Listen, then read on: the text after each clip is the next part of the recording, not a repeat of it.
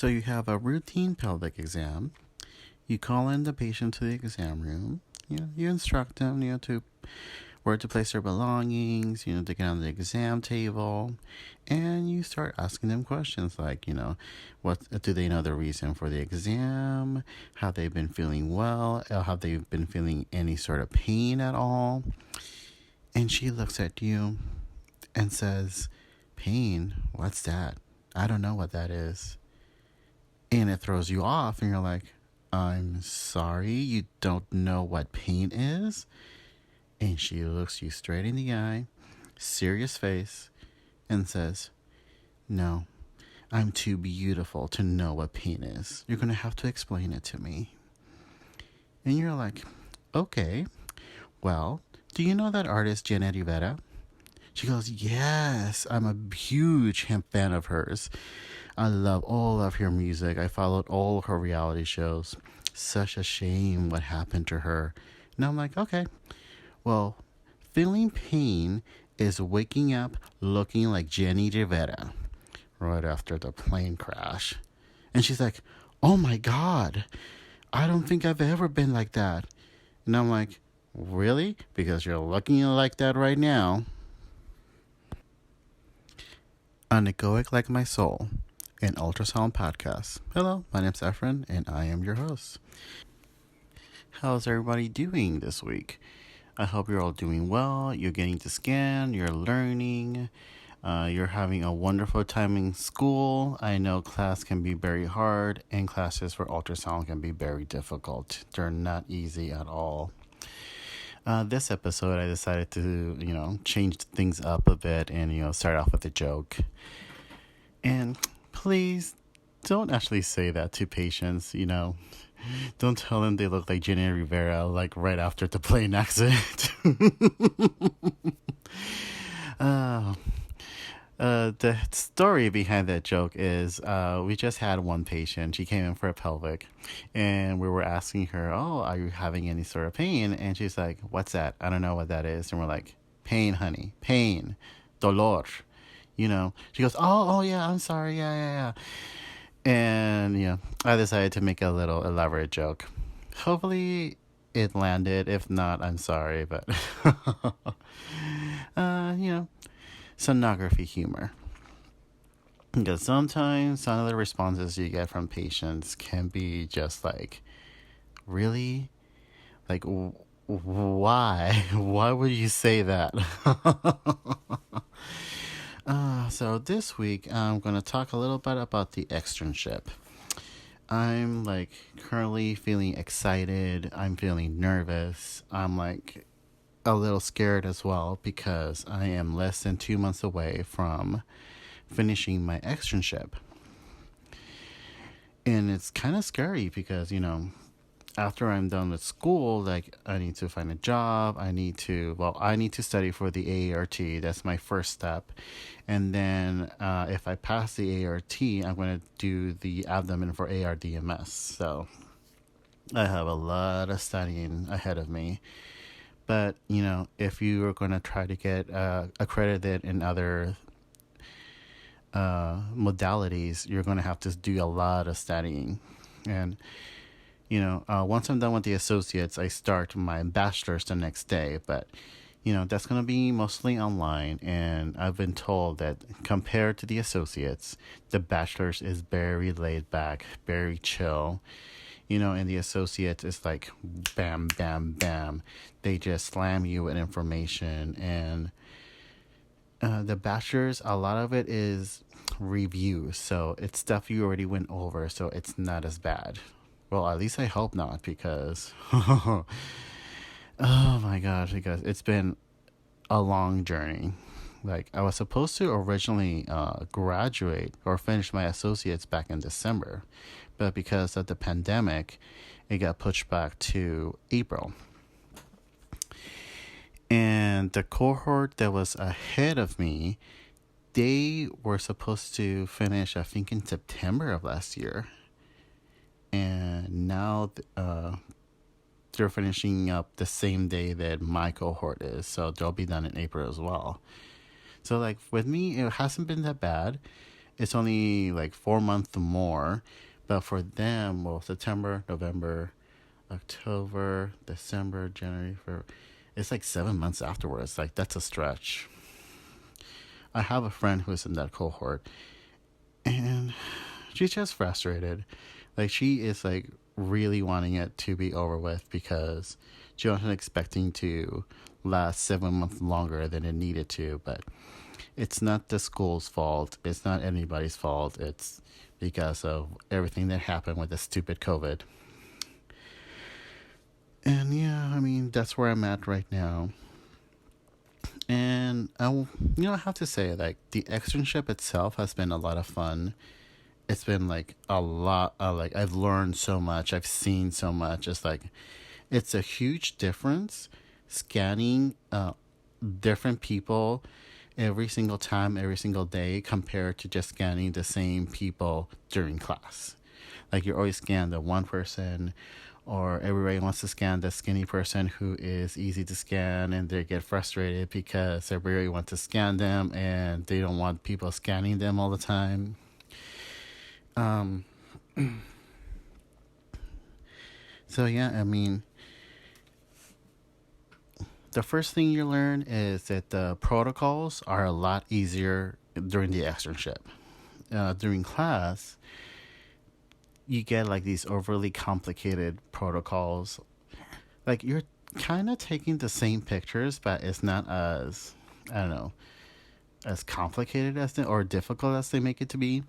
And the annotations are much, much easier. Like, I think for liver, it had to be like sagittal or transverse liver, head veins, and something else. Like, you had specific annotations you had to memorize for your protocol, and when you had to do your compositions at the end of the term.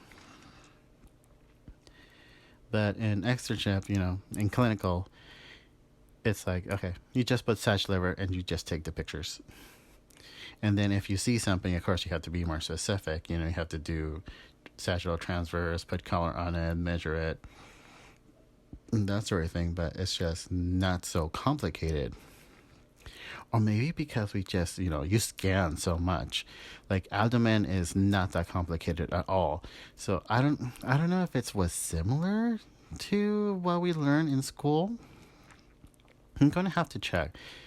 But I feel like it was like less complicated. Everything to scan is less complicated than it used to be. And yeah, like, you get so much practice. Like, I remember being so stiff when I started scanning at the clinic. It was like I was trying to take the perfect picture.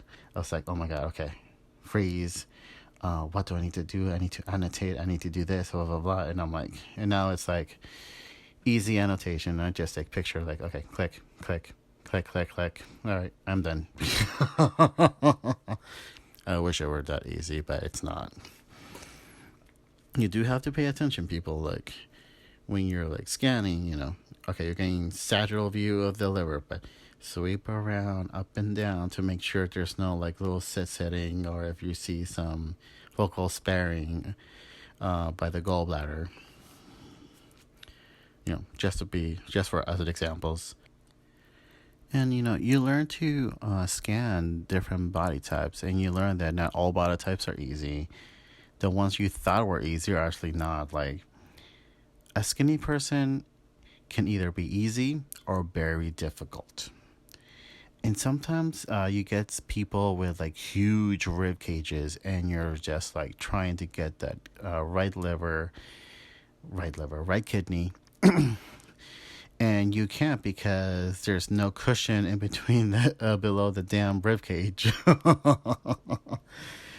And you will be scanning a lot between the ribs. It's not that complicated. You just have to watch out for the rib shadowing. And, it helps if you ask the patient to take a deep breath.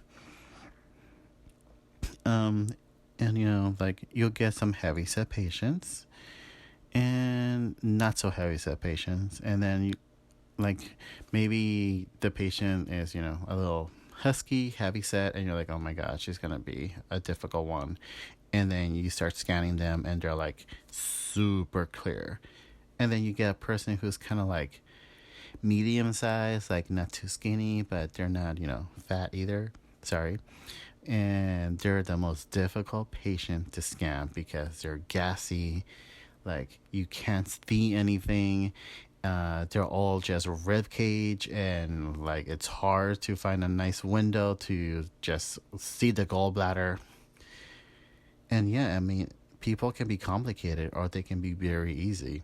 Like with pelvics, you never know what kind of uterus you're going to get when you're doing a pelvic.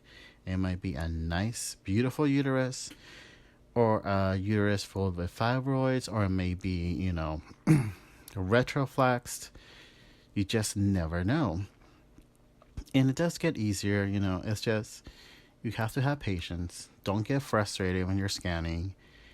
And, like just pay attention and look, and just angle and tilt, and, you'll find it. You just have to not let yourself get frustrated and just, take a breath and say, okay, oh, well, one of the most important things is don't worry about getting a perfect picture, because sometimes you will not be able to get a perfect picture no matter what you do. Especially like maybe if you get like a patient who's 300 pounds and all the pictures you're taking are just hazy. It's just haze. It's just gas. And you're like, what the hell am I going to be turning in? I'm just going to turn in the same picture, the same hazy picture over and over. There's nothing to see. And it happens. Some patients are just not meant to have an ultrasound. And I think they order ultrasounds on them anyway, hoping that you do see something. And also the insurance, because ultrasound is much cheaper to order than a CT scan or MRI. So keep that in mind. And another thing you'll learn, and I guess it's also like a tip for you, don't judge people by their cover, or like don't judge a book by its cover.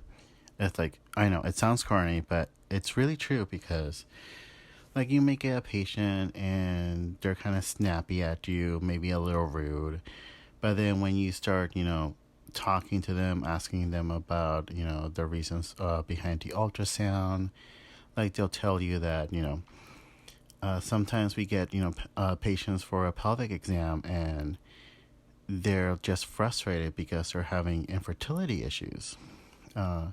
Others are just, concerned because they have like irregular menses, or they're bleeding too much and they don't know what's going on. It's never happened to them. And we also get gentlemen who are feeling frustrated and afraid because, they might have a hernia. They're being experiencing excruciating pain, and they're worried they might not be allowed to go back to work. And, they have to put food on the table. They need to work. They need the money to feed their families. So, like sometimes if they give you attitude, most of the time there's a reason for it. Or if they seem like they're off, or like mentally they're not there, it's because they're worried about something like health-wise. So, don't be too quick to judge. You will get the occasional person that it's just like, yeah, they just need to be slapped. But don't slap them. Please, don't slap them. As tempting as it will be.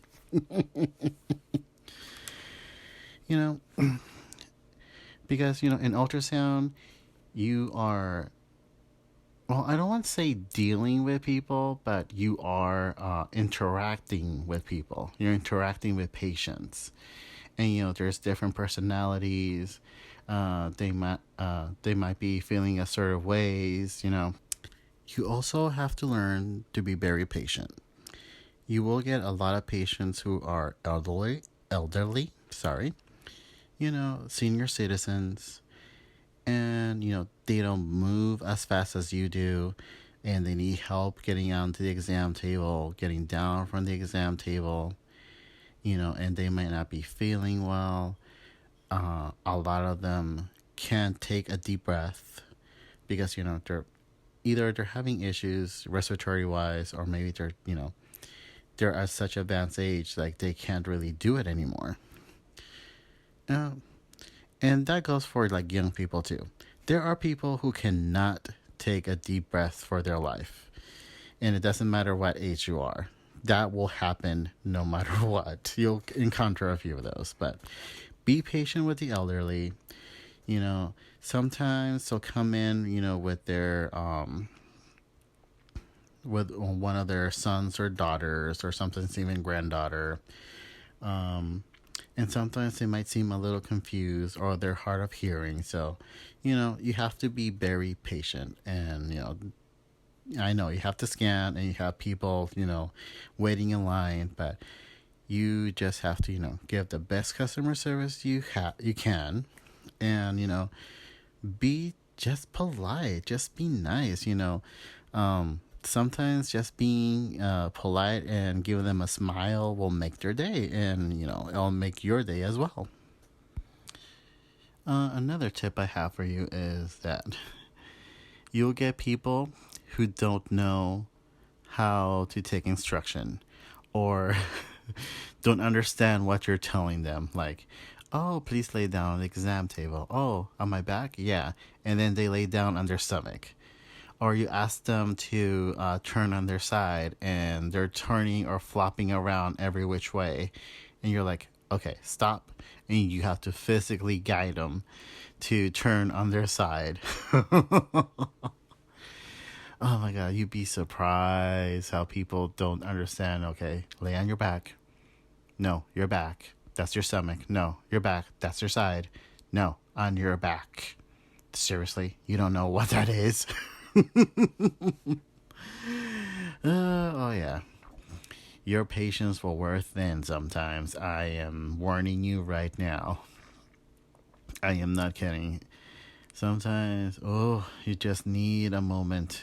You just need to take a moment, breathe, get a sip of water, and then come back and be like, okay, I'm ready for your madness now. Okay, I can do this.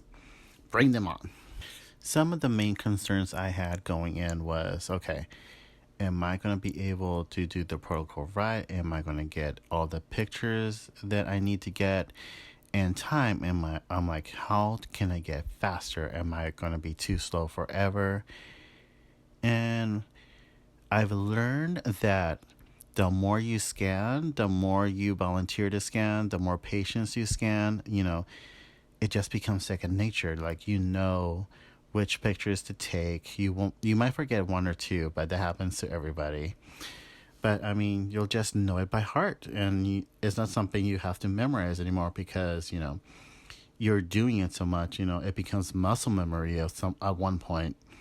And as for the time,